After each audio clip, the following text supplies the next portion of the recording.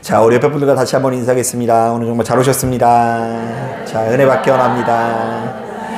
예, 감사합니다. 여러분, 날씨가 이제 굉장히 많이 쌀쌀해졌죠. 제가 이제 예배 드리기 전에 그 인터넷에 검색해 보니까 그 체감 온도가 그 영하 10도 정도 된대요. 그래서 이제 그동안 이제 날씨가 따뜻해져서 개나리가 막 이렇게 몽우리 쉬려고 하다가 아우 이거 큰일 났다 이래가지고 지금 이제 굉장히 추운 날씨라고 하는데요. 이런 추위를 뚫고서 이 자리에 나오신 분들이 참 귀합니다. 그런데 이제 물론 이제 금요일 날만 되면 여러분 이렇게 눈을 뜨고 있기가 좀 힘들지 않아요? 저만 그래요?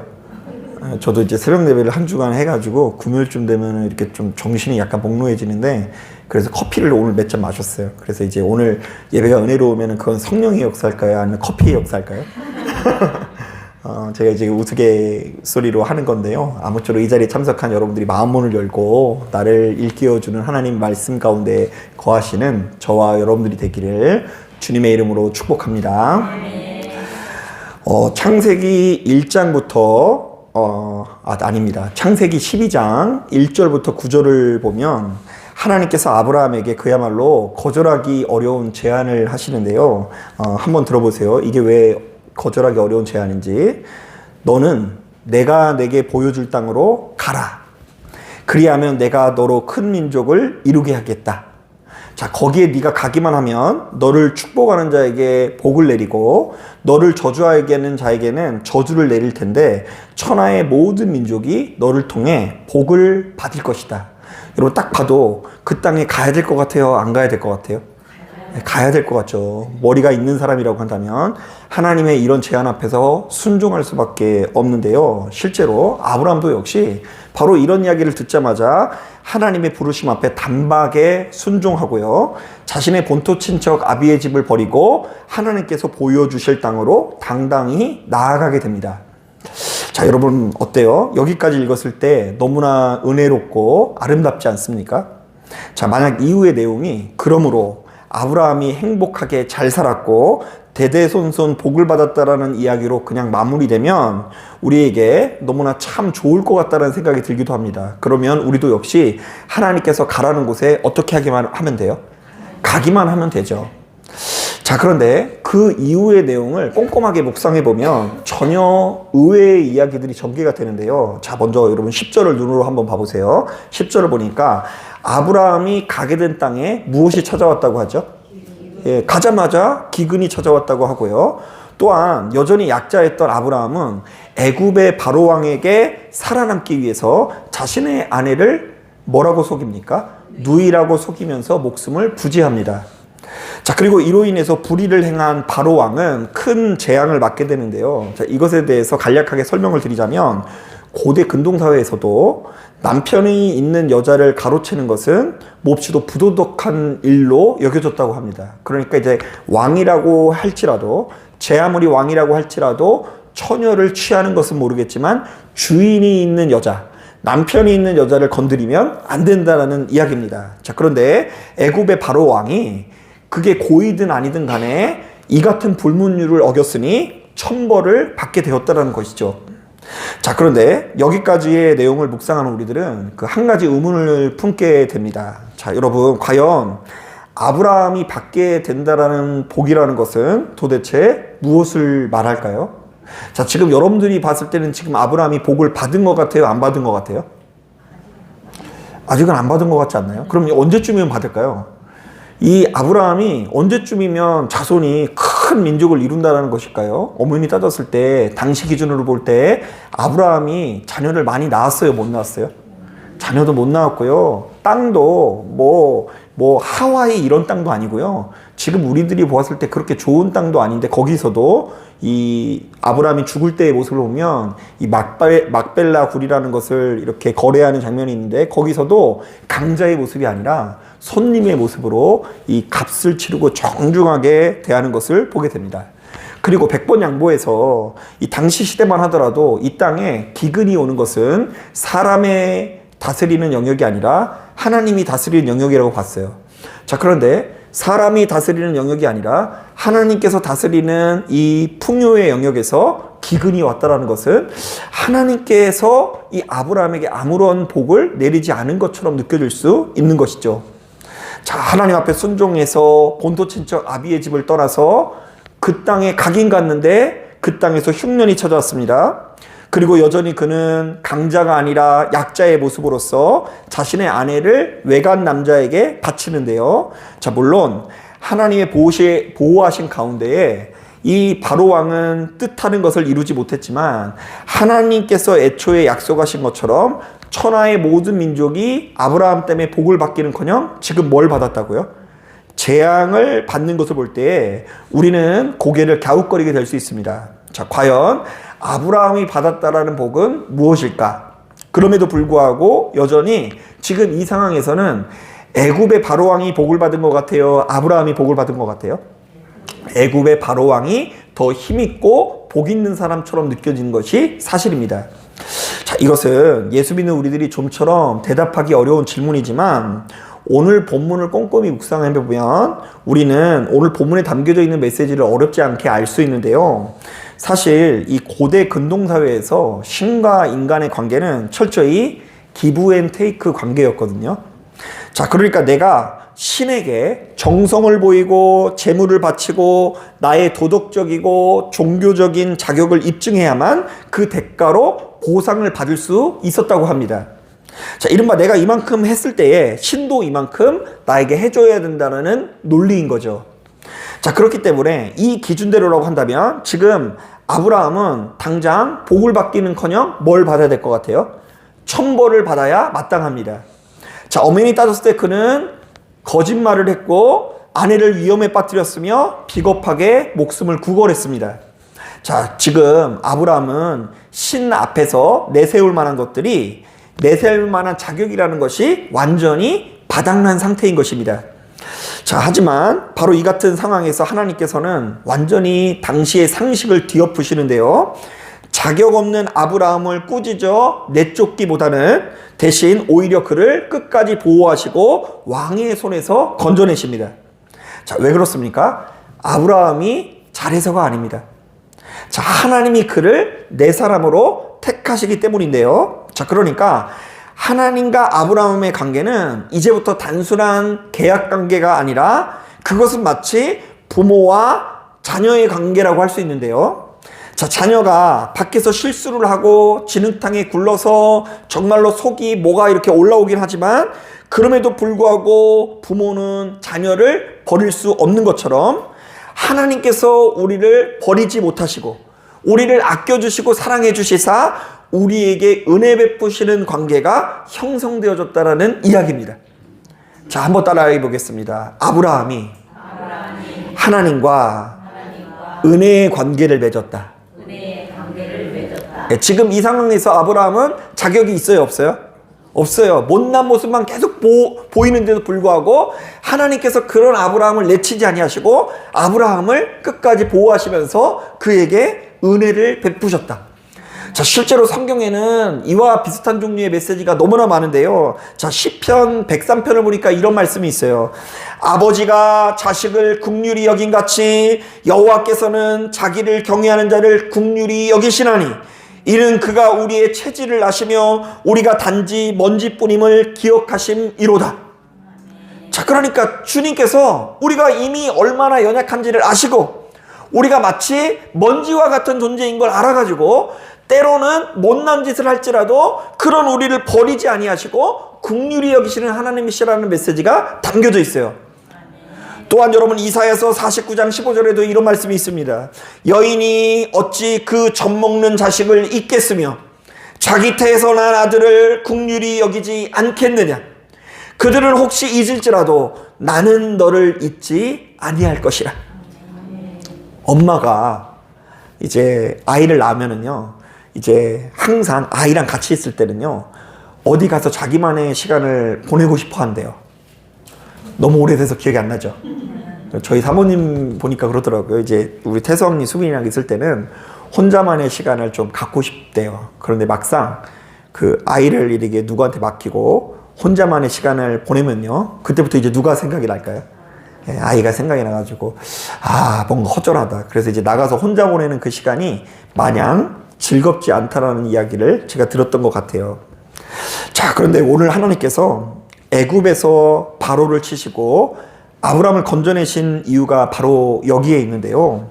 자, 이것은 오늘날 우리들의 상식으로는 이해할 수 없으나 아브라함이 단순히 계약자가 아니라 하나님의 아들로 거듭나게 된 것을 오늘날 우리들에게 드러낸 것입니다. 자, 그러니까 우리가 성경을 잘 읽어야 되는데 하나님이 어떻게 그냥 만민을 사랑하신다면서 바로 왕에게 그렇게 하실 수가 있냐고 이렇게 읽으시면 안 돼요. 그거는 오늘날 우리들의 시각이고 이 성경이 쓰여질 때에 사람들이 우리들에게 제시하시는 말씀은 이런 말씀이에요. 하나님께서 아브라함을 특별하게 여기셨다. 이때부터 그의 못난 습성에도 불구하고 그를 버리지 아니하셨다. 자, 그렇다면 예수 믿는 우리들은 하나님께서 우리에게 약속하신 복이 무엇인지를 제대로 알아야 되는데요.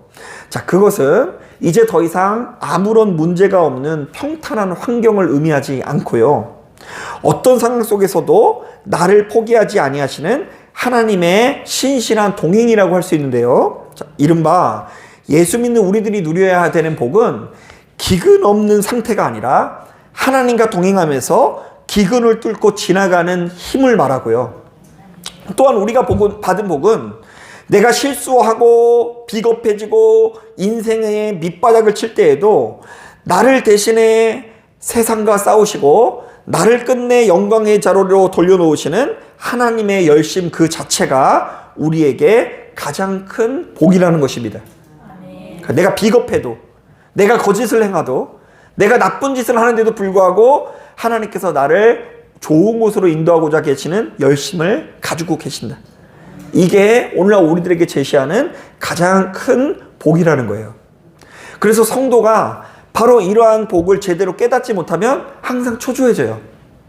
자, 여러분 제가 한 가지 질문 드려볼게요. 요즘에 여러분 오늘따라 굉장히 날씨가 추워서 그런가 여러분 뭔가 피곤해 보이시는데 여러분 하나님께서 허락하시는 은혜로 말미암아 그래도 요즘에 살림살이가 좀 나아지셨습니까? 제가 맨날 요즘 살림살이 물어보죠. 나아지신 분이 있어서 너무나 다행이에요. 그런데 이제 나아졌을 때는 사람이 하나님께서 여전히 나를 사랑하신다 이런 고백이 저절로 나오고요. 세상 안 풀리고 막 그냥 꼬이고 어렵고 힘들면 하나님께서 나를 어떻게 하시는 것 같죠? 버린 것처럼 느껴질 수가 있는데 오늘 본문은 그렇지 않다라고 얘기하는 거예요. 너의 형편과는 상관없이 지금 너의 상태와는 상관없이 하나님께서는 너를 버리지 아니하시고 너와 특별한 관계를 맺기를 원하신다. 그래서 이것을 제대로 정립하는 것에서부터 예수 믿는 우리들이 누리는 진짜 복의 길이 시작된다는 것이죠.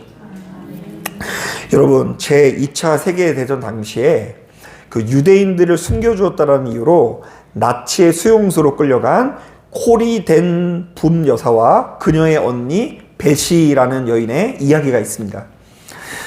그곳은 여러분 잘 아시는 것처럼 인간의 존엄성이라고 찾아볼 수 없는 아주 끔찍한 곳이었는데요. 자, 이곳에 수용된 여자들은 조그만 말을 안 들으면 빨개 벗겨놓고 거꾸로 매달려가지고 매질을 일삼고요. 잠을 자는 막사에는 벼룩과 이가 가득해가지고 막 뛰어댕겨가지고 피부에 발진이 이 모든 여인들이 일어났다고 합니다.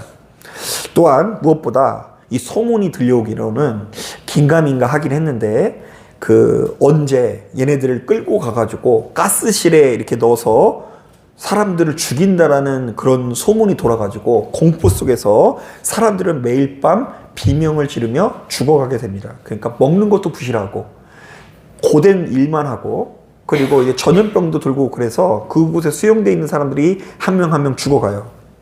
자, 그런데 이 지옥 같은 막사 안에서 이 자매가 참 놀라운 결단을 하는데요. 수용소에 들어가면서 다 모든 것들을 뺏기는데 아주 조그마한 성경 하나를 어떻게 신발 밑에 숨겼다는지 어디에 숨겼다는지 숨겨가지고 그 수용소 안에 들어가가지고요. 이 자매가 그 피곤한 와중에 모두가 자고 있는 와중에 만나가지고 그 성경책을 펴놓고 자기들만의 조용한 예배를 드리기로 결단을 합니다. 대단하죠. 몸이 아프고 누군가가 죽어가고 이곳저곳에서 아이고 허리야 아이고 어깨야 무릎이야 하고 있는 와중에 두 자매가 모여가지고 예배를 해요. 자, 당연한 이야기겠지만 소리를 낼 수 있어요, 없어요? 소리는 내지 못하고 조용한 마음을 가지고 묵상해서 기도하고 조용한 마음을 가지고 성경으로 묵상하고 이렇게 하는 와중에 너무나 큰 고통 가운데 있어서 그런지 이 자매에게 하나님의 임재가 강물같이 쏟아집니다. 자, 바로 그 순간 이 자매들은 지옥 같은 수용소가 하늘나라로 변하는 경험을 했다라고 기록하고 있습니다. 자, 그런데 물론 이후로도 수용소의 상황은 좋아졌을까요? 안 좋아졌을까요? 네, 안 좋아졌어요. 그래서 결국 그 두 자매가 함께 예배드리다가 언니 벳이라는 여인이 혹독한 환경을 견디지 못하고 병들어 죽음을 맞이하게 됩니다. 자, 여러분 얼마나 슬펐을까요? 여러분 그 수용소에서 언니랑 그래도 의지하면서 살면 너무 행복할 것 같지 않나요? 그런데 그 언니가 먼저 세상을 떠났어요. 예배드리면 이 병든 것들이 고쳐져 가지고 건강해져야 될 것 같은데 둘 중에 한 명이 떠난 것입니다. 자, 하지만 이때 반전이 시작되는데요. 이 베시가 숨을 거두기 전에 동생 코리에게 얼굴에 평안한 미소를 띠며 이렇게 유언을 합니다. 코리, 우리가 여기서 살아서 나가게 되면 사람들에게 꼭 우리의 이야기를 들려주자. 우리가 직접 겪어봐서 안다고 말이야. 우리가 빠진 수렁이 아무리 깊고 어둡다 할지라도 우리를 안고 계시는 하나님의 사랑은 그 수렁보다 훨씬 더 깊다라는 사실을 주변 사람들에게 더 많이 전해주자. 이러면서 이 여인이 최후를 맞이하게 됩니다.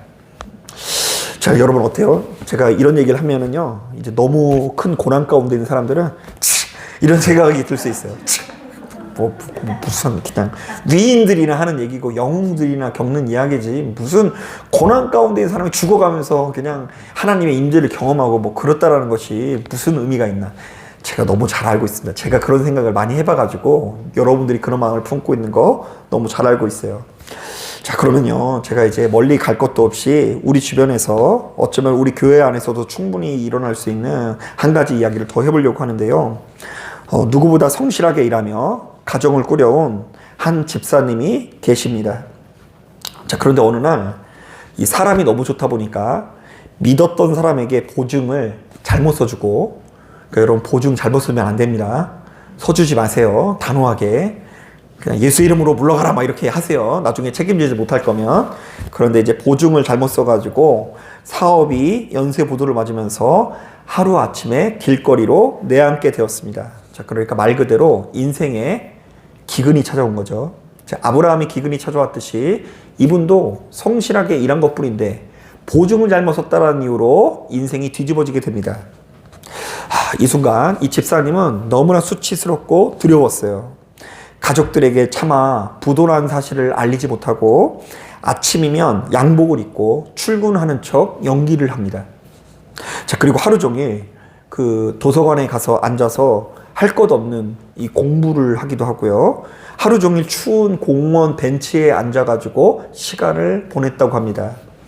자, 그러니까 아브라함이 자신의 목숨을 부지하려고 아내를 누이라고 속인 것처럼 이 집사님도 자신의 이 어려움을 감추기 위해서 가족들에게 이렇게 직장에 다니는 척 연기를 한 거죠. 자, 그러다가 이 괴로움을 견딜 수 없으니까 이 집사님이 밤마다 소주 한 병을 마시지 않으면 잠을 잘 수 없었고요. 자, 자연스럽게 이 소주를 통해서 이 잠을 자다 보면 교회를 서서히 나가게 될까요? 안 나가게 될까요?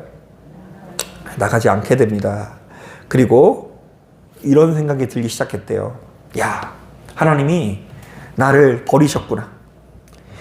이렇게 무능하고 거짓말까지 하는 나 같은 놈은 성도라고 불릴 자격이 없다. 누가 나 같은 사람을 보고 교회를 나갈 수 있을까? 자, 그러던 어느 추운 겨울날 도서관에 가려고 그날도 나갔는데 도서관이 정기 휴일이었대요. 추워 죽겠는데 어디 갈 데는 없고 카페라도 앉으려고 차를 마시려고 하는데 커피 마실 500원이 없더래요. 그래가지고 도무지 갈 곳이 없어서 텅 비인 예배당 뒷자리에 몰래 들어가서 엎드리게 됩니다. 가니까 그래도 교회는 따뜻하죠. 여러분 우리 교회 특히 그래요. 겨울에 와보면요 밖에는 영하여도 여기 12도예요. 살만해요. 그럼 밖에 나갔다 들어오면 따뜻한데, 이제 아마 이분이 그랬나 봐요. 자, 그리고 그곳에 가서 정말 오랜만에 와서 앉아서 기도를 하는데, 뭐 기도가 좀처럼 나오지가 않는 거예요. 그냥 어떤 생각이 드냐면, 기도라기는 좀 그렇고, 눈을 감고, 아이고, 하나님, 저는 쓰레기입니다. 저는 그냥 뭐 예수 믿을 자격도 없고, 저는 뭐 요모양요걸 살다가 그냥 콱 죽고 싶어요 하면서 갑자기 눈물이 팍 쏟아지면서 오열하게 되었다고 합니다. 자, 그런데 늘상 도서관은 갈 때를 몰랐는데 예배당에 가서 펑펑 눈물 쏟으면서 기도하고 있는데 어딘가에서 이런 음성이 들려오는 것 같았대요. 아들아, 얼마나 춥고 무서웠니? 모든 것을 다 잃어버리고 비겁하게 숨어있는 지금도 너는 여전히 내 사랑하는 아들이란다. 여러분, 이날 이후로 문제. 이 집사님이 갑자기 로또가 당첨되었을까요? 우리 원래 로또 놓고 기도 진짜 많이 하잖아요. 기도해 본 적 없으세요? 하나님, 이번 한 번만 당첨되게 인도하여 주시옵소서. 그리하면 내가 교회도 좀 지어보겠습니다. 그런데 여러분, 그거 당첨돼도 교회 못 지어요. 교회 지으려면 한 5장은 당첨이 돼야 될 것 같아요. 그러니까 어떤 면에서는 이 교회를 짓는다는 것을 어떻게 보면 허울 좋은 우리들의 어떤 그 핑계거리고요. 실제로는 그 돈이 생겼을 때 내가 하고 싶은 게 너무나 많이 있는 거죠. 자, 여러분, 이분이 로또가 당첨된 것도 아니고요. 안 나타나던 투자자가 나타나서 부도난 회사가 살아나지도 않았습니다. 세상이 말하는 그 어떤 드라마틱한 역전이 없었습니다. 결국 이 집사님은 믿음의 힘으로 모든 사실을 가족들에게 고백했고요. 번듯한 아파트를 팔아서 짐을 빼서 햇빛도 나지 않는 지하 단칸방으로 이사를 가야 했습니다. 자, 그리고 늦지막한 나이에 가족의 생계를 위해 새벽부터 택배 상자를 나르는 일을 시작합니다. 그러니까 여전히 겉으로 볼 때는 이 사람들의 기근이 해결이 됐어요, 안 됐어요? 안 된 것처럼 보입니다. 자, 그런데 놀라운 것은 이 집사님의 얼굴은 더 이상 죽음이 아니라 생명이 있었고요. 무거운 짐을 나르면서도 그의 입에서는 찬양이 이어지게 됩니다. 자, 그리고 결정적으로 주일마다 가족들의 손을 잡고 세상 가장 환한 얼굴로 예배당에 나가 누구보다 가장 뜨겁고 은혜로운 예배를 드리게 됩니다. 자, 그러니까 여러분, 예수 믿는다고 해서 교회 나가서 다 은혜 받는 것 같으세요? 아니에요.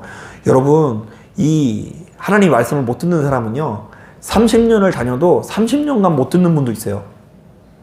예배 들어갔다, 눈 감았다, 떴다, 축도 끝났네? 웃자고 드린 말씀이에요. 웃자고 드린 말씀. 이제 항상 사람들이 드리던 그대로 드려요. 심지어 앉는 자세도 비슷해요. 우리 김경수 권사님 맨날 저기서만 드려요. 그리고 우리 이제 권사님도 맨날 저기서만 드리고, 사람이 여기서 가만히 묵상하면서 기도하면 들어오는 순서도 비슷해요. 주일날 들어오는 순서는 진짜 정확하고요. 수요일, 금요일날 들어오는 순서 웬만하면 바뀌지 않고요. 늦게 오던 사람이 빨리 나오는 거 은혜인 줄로 믿습니다. 자, 그런데 그보다 더 큰 은혜가 뭔지 아세요? 더 큰 은혜가 뭐냐면 예배가 별로 은혜로운 줄 몰라. 여러분, 누군가는요, 하나님의 말씀으로 산다라고 고백을 하잖아요. 근데 기도 안 하면 죽고 기도로 지금 살고 있다. 그런데 일평생 교회를 다니면서 냉정하게 말해도 그게 무슨 의미인지 모르는 사람 너무 많이 있어요. 그런데 이 한 영혼이 정말로 그 시련 가운데, 엄청난 큰 시련 가운데 죽을 지경에 이르렀지만 그럼에도 불구하고 하나님의 손을 꼭 붙들고 근근히 안 죽는 역사를 누리게 되고요. 그리고 그 교회에서 가장 크게 은혜 받는 자리에 서게 되었다라는 것입니다. 저는 이것이 제가 목회하는 방향이기도 해요. 그래서 이제 안타깝게도 이런 방향에 좀 동의를 못 하시는 분들은 계속해서 좀 불만들을 제시해요. 목사님, 그래도 6자리. 그래도 6자리. 하나님, 목사님, 제가 교회를 나가서 우리가 열심히 그렇게 기도하는 것은 그런 게 아닙니다. 이거 설득하기가 너무 힘들어요. 그래가지고 이제 제가 늘 얘기하는 게 뭐냐면, 진짜 그렇게 6자리를 알려주신 분이 있으면 한 번만 갔다 오세요. 이렇게 얘기하기도 합니다. 가서 6자리 받아가지고 그거 뭐 당첨되면 너무나 좋죠. 그런데 대개의 경우 그거 알려주는 사람들 다 거짓말쟁이에요. 인간의 인생이 그렇게 단박에 한순간에 역전되는 역사라는 것은 있지도 않아요. 어떤 면에서 이 본문에 나와 있는 아브람도 역시 황당할 수 있는데요. 하나님께서 가라고 한 땅에 갔어요. 그런데 그곳에 뭐가 들었다고요? 기근이 찾아와요. 자, 그런데 이러한 구조의 성경이 되게 많아요. 분명히 이 베들레헴이라는 것은 떡집이라는 뜻이거든요. 근데 그 베들레헴에 기근이 왔다 안 왔다? 왔다. 그리고 이제 그 룻기 같은 데 보면은요, 그냥 기근이 온 것이 아니라 집안에 있는 남자들이 다 죽어버려. 자, 그러니까 이 일관된 성경의 메시지를 들을 수 있어야 돼요. 분명히 하나님께서 가라고 해서 가면은 대박나는 줄 알았는데 기근이 들기도 하고, 그리고 하나님과 동행하는 사람들, 떡집이라고 알려져 있는 베들레헴에 기근이 찾아오고, 그리고 하나님의 약속의 백성인데도 불구하고 자꾸만 그 집안에 있는 남자들이 다 죽고 이제 아무런 희망 없는 여자들만 남겨져 있는 이야기들이 계속해서 반복이 돼요. 그런데 죽을 지경에 이른 이들이 그럼에도 불구하고 죽는다 안 죽는다? 안 죽는다. 하나님께서는 그럼에도 불구하고 이 별 볼 일 없는 산로의 편에 서서 이들의 생명을 근근히 이어지게 하는 역사를 보게 돼요. 자, 그러니까 우리는 예수의 이름으로 인생 역전에서 한 방을 노리면서 더 높은 곳으로 올라가는 것이 복이 아니라, 우리가 세상을 살다 보면 우리도 모르는 사이에 비겁해지고 비참해지고 누추해지고 다른 사람들에게 내세울 만한 것들이 하나도 없고 자랑할 것들이 하나도 없어지는 와중에 세상 사람 날 부러워 아니하여도 나도 역시 세상 사람 어떻게 하는 역사? 부럽지 않는 역사를 누리는 것을 오늘 우리들에게 제시하고 있다는 것입니다. 세상 사람들이 날 부러워 아니할지라도 나도 역시 세상 사람 부럽지 않네.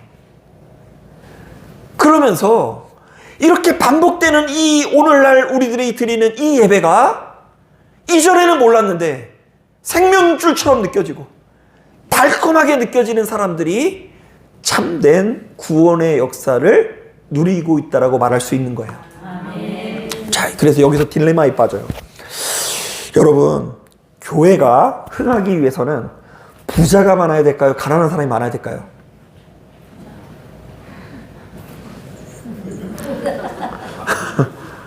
그럼 대답하지 말고 한번 얘기해 보세요.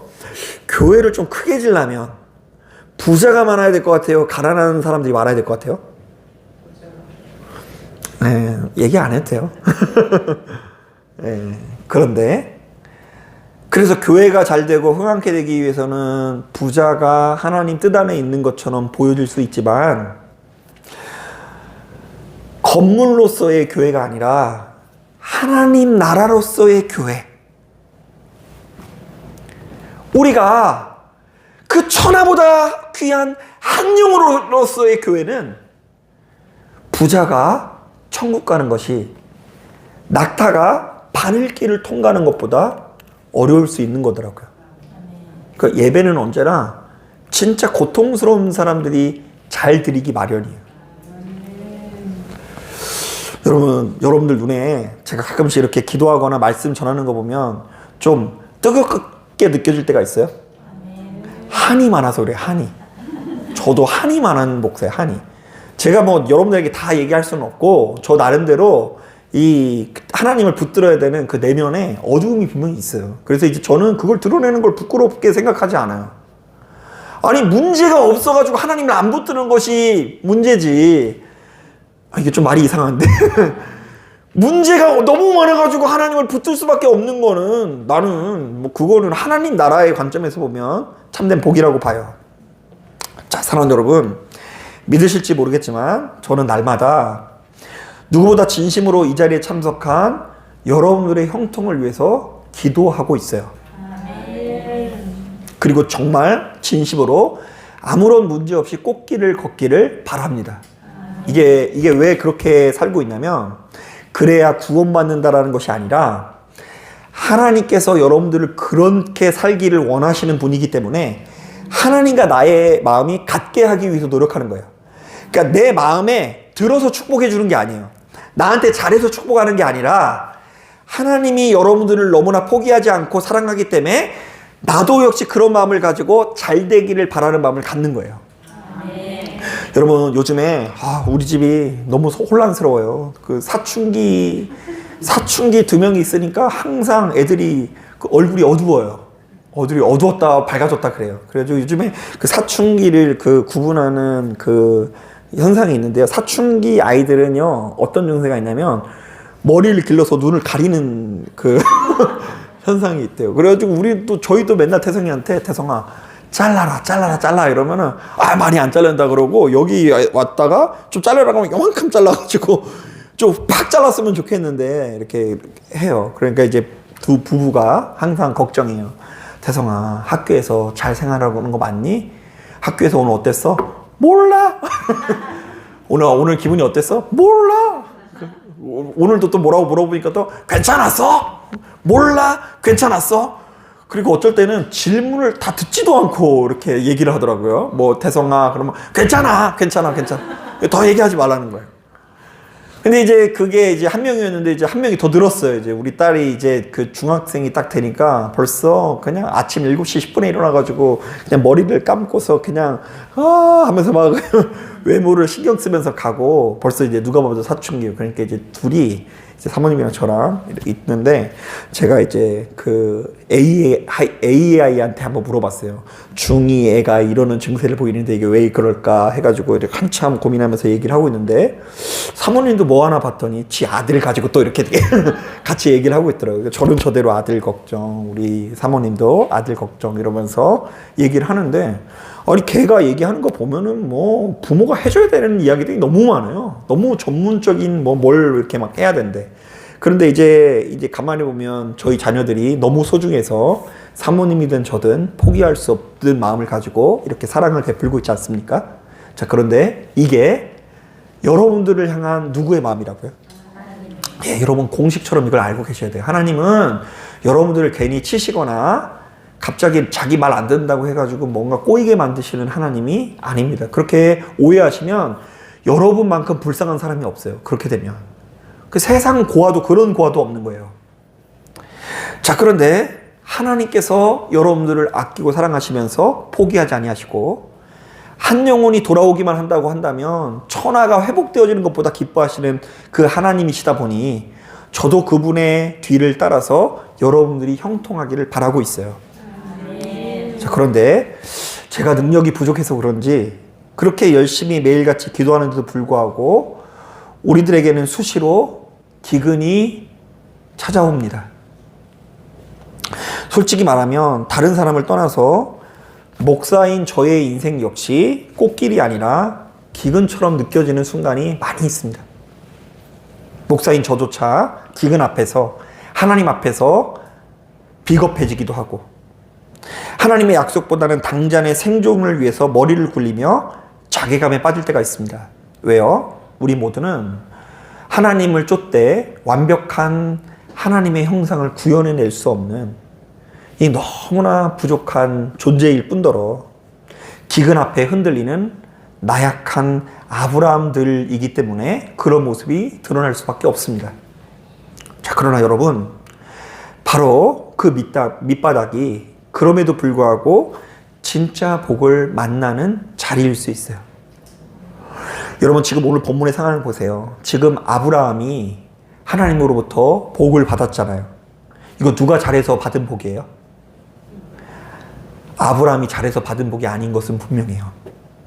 아브라함이 30일 철야를 작정했을 때 응답을 받는다거나 아브라함이 정말로 세상에서 가장 아름다운 제물을 하나님께 바쳤을 때 이런 응답이 찾아왔을 때 우리는 그 모든 공로가 누구에게 있다고 말할까요?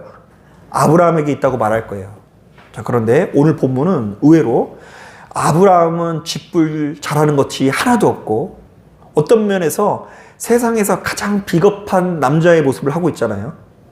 지금 자신의 아내를 외간 남자한테 지 살자고 갖다 바치고 있어요. 여러분, 이런 남자랑 살 수 있어요?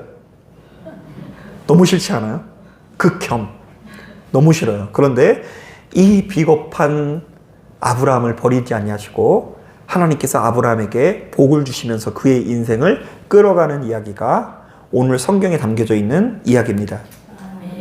그래서 저는 이 말을 되게 좋아합니다. 자, 한번 따라해 보겠습니다. 인간의 끝은 하나님의 시작이다. 꼭 끝이 나야 시작이 되지 않았으면 좋겠는데, 그 사람이 좀 형통하고 부유할 때는 하나님 앞에 기도할 이유도 없고 뜨겁지를 못해요.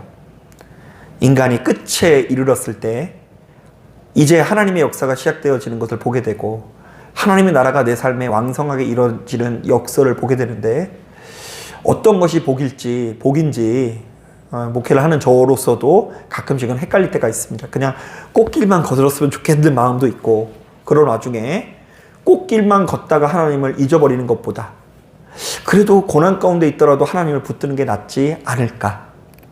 여러분, 오늘 오신 분들 대부분 수요일날 나오신 분인데, 그 수요일날 말씀 기억나세요? 그 므낫세의 엄마 이름이 헵시바라 그랬잖아요. 그 헵시바는 이제 여호와의 기쁨이 거기 있다.